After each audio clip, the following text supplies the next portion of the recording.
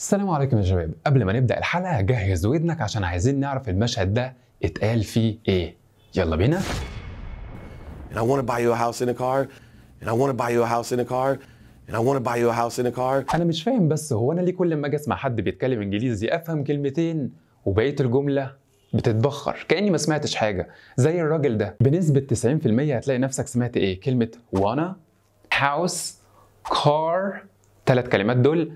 حد فيكم بقى سمع كلمة buy you يعني اشتري لك؟ تعالوا نحاول تاني كده. And I want to buy you a house in a car. And I want to buy you a house in a car.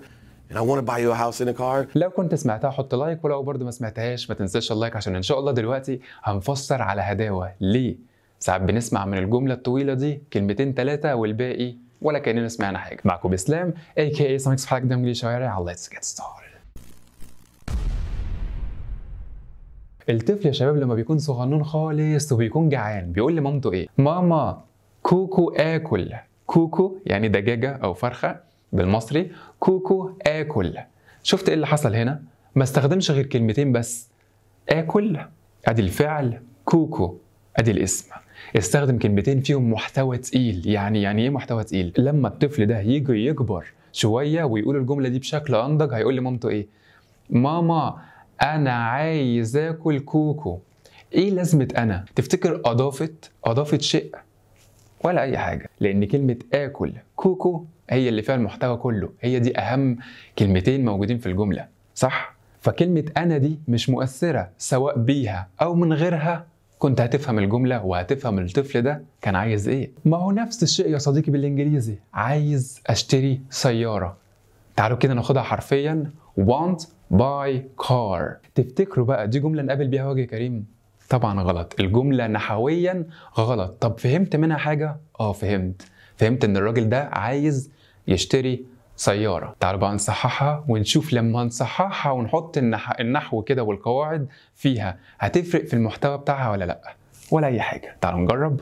I want to buy a car. السؤال هنا بقى يا شباب، هل اضافتي لي I we to we A حرف ال A اللي موجود قبل car، هل اضافتي للثلاث حاجات دول اثروا في المعنى؟ ولا اي حاجه. بيهم من غيرهم انت فاهم. خلاص كده مبروك عليك، الفكره وصلت. الامريكان لما بيجي يتكلموا بيشددوا على الكلمات اللي فيها المحتوى اللي فيها المعنى. الكلمات التانية او الحاجات التانية اللي هي الاضافيه في الجمله هيشددوا عليها ليه؟ منطقيا. want to buy a car. سمعت اي ما خدتش بالك. سمعت to لا قالت سمعت A لا a car. شفت الاختصارات اللي حصلت؟ ده نتيجة ان هم بيشددوا على المحتوى ما بيشددوش على الكلمات الإضافية اللي احنا بنحطها. فهنا بقى يا شباب لينا حق نمسك الأستك ده كده ونقول ان الراجل اللي في بداية الحلقة نطق كالآتي: I want to buy you a house in a car. شدد على 4 كلمات بس، كلمات المحتوى. تشديد يعني ان انا اعلى بصوتي واعلى بالاداء والكلمات دي تكون واضحه. I want buy house car. دول كلمات المحتوى ال4 عشان كده الصوت كان عالي فيهم. And I want to buy you a house in a car. And I want to buy you a house in a car. فتقول لي الله يبارك لك يا اسلام كده انزل بالمفيد والمختصر. هقول لك بكل بساطه لما تشوف الكلمات دي في الجمله ما تشددش عليها. ادوات النكره والمعرفه زي دول، حروف العطف، وحط كمان معاهم حروف الجر والضماير وشويه افعال مساعده. بص كده عليهم من غير ما تحفظ، مفيش حفظ. بص كده عليهم منطقيين جدا انه ما لهمش معنى لوحدهم. كوبايه بقى شاي منك وشويه تركيز وانت هتكتشف حاجه، ده سر سرعتهم. لما حد يقول لك مثلا اكلت تفاحه هيقولها ازاي؟ هيقول كده. جرب بقى تنطقها. شوف ايه كلمات المحتوى. ate apple دي الكلمات الأساسية، عشان كده لما تيجي تسمعها هتسمعها منهم ate an apple ate an apple. مش محتاج يشدد على كلمة an. Fit an apple, fit an apple, fit an apple, fit an apple. تعالوا بقى نربط الكلام ده بالإنجليزي كله. تلاقي حد بيقول لك بسرعة أشوفك في وقت لاحق، هيقول إيه؟ see you later see you later. إيه اللي حصل؟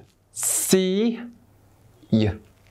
later see you later. اللي حصل هنا ايه؟ الضمير يو هو ما احتاجش يشدد عليه، عدى عليه مرور الكرام. زي ما قلنا الضماير ما بنشددش عليها. See you later. See you later.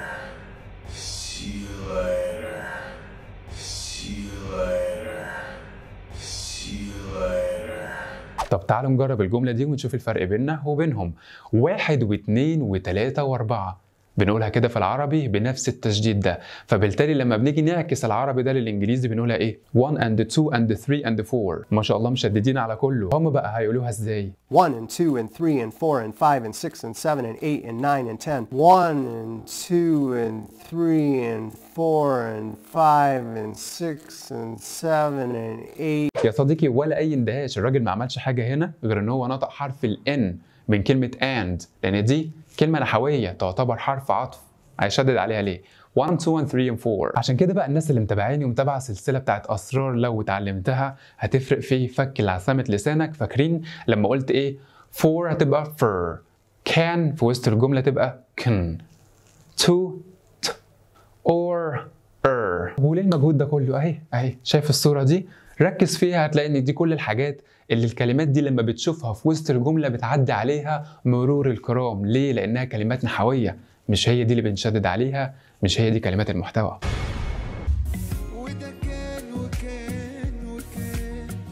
كلمة كان لما درسناها لوحدها أخدناها بالشكل ده كان، بس أغفلنا عن جزئية الربط. لما يكون في كلمة كان وعايز تنطقها بسرعة في وسط الجملة، يلا كان.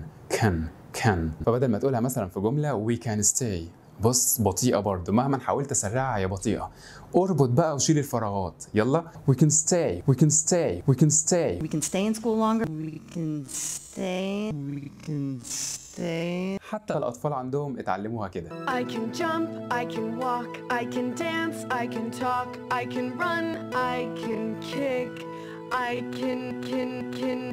طب ايه بقى يا اسلام هنا الحاجات اللي بنشدد عليها؟ أسماء، أفعال، صفات، ظروف مكان، ظروف زمان.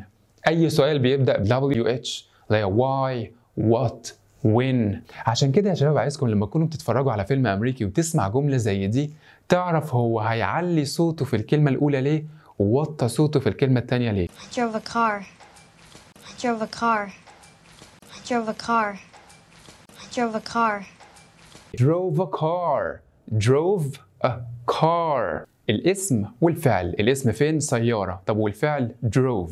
عشان كده الاسم والفعل كانوا أشد حاجة موجودين في الجملة دي. طب يا إسلام معلش سؤال، هو هيحصل إيه هنا لو أنا ما شددتش؟ عارف هيحصل إيه؟ هو مش هيحصل حاجة، بس هتحس نفسك زي ما وصف الممثل أرنولد لما كان بيعمل الفيلم ده، كان طالع فيه بدور إنسان آلي. الإنسان الآلي المفروض إن هو بيتكلم كده I will be back بالبطء ده وبالمنظر ده.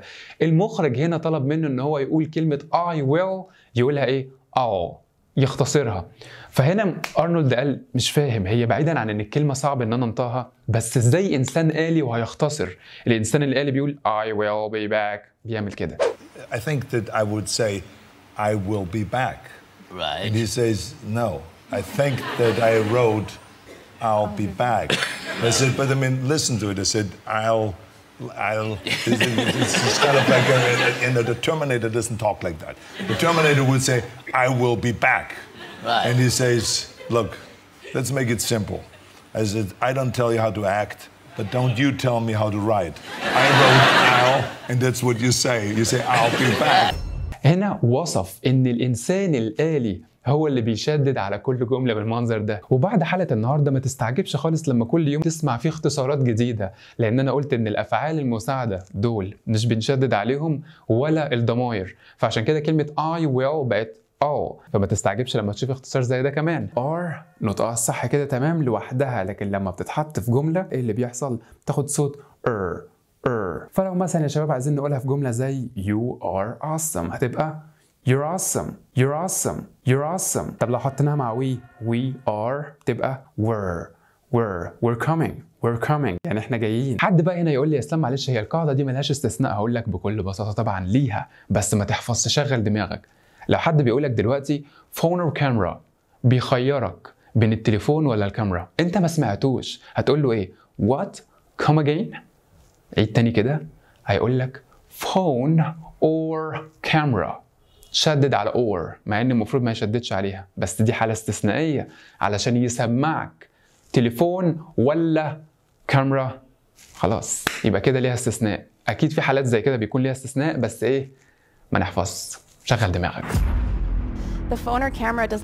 The phone or camera does. The phone or camera.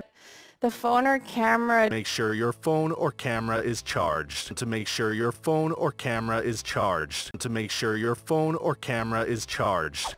لو عايزين نلخص يا شباب حلقة النهاردة في كلمتين هنقول العبرة بالسياق. العبرة بالسياق أهم جملة تحطها في ودنك لما تيجي تتكلم مع أي حد بالإنجليزي.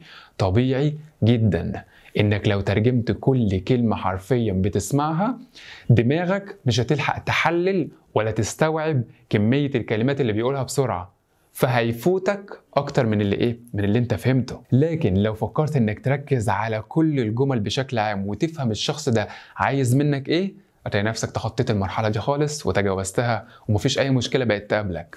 كلمة فهمتها، كلمة ما فهمتهاش، الاتنين بدأوا يوزنوا بعض وفهمت هو عايز يقول ايه. ده هيفيدكم جدا لما تيجي تتكلموا مع الامريكان ستود. تقريبا عمري ما ترجمت لهم فيديو كان واضح، دايما بيتكلموا بسرعه، فدايما ودني مع السياق. زي الفيديو ده كنت بترجمه، روني كولمان هنا قال ان اداره مكافحه المخدرات كانت بتيجي تسال لاعبين كمال الاجسام سؤالين، عليك انت بقى تتوقع السؤالين دول ايه، وهم مفيش اسهل منهم، بس شوف السرعه.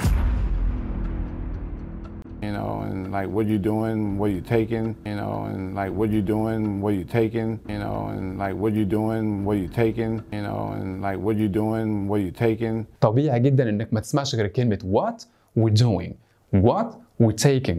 شدد على السؤال اللي بيبدأ بال WH والفعل الأساسي doing، إنما السؤال عليك تتوقعه إن هو قال what are you doing, what are you taking. إيه واريا دي؟ يعني إيه واريا؟ أول مرة أسمعها، هو مش محتاج يشدد لك عليها. فهنا المطلوب منك توسع افاقك وما تترجمش حرفيا. اشوفكم ان شاء الله على خير فيديو جديد. ما تنسوش اللايك وتشتركوا في رابط قناتي التانية لا اله الا الله.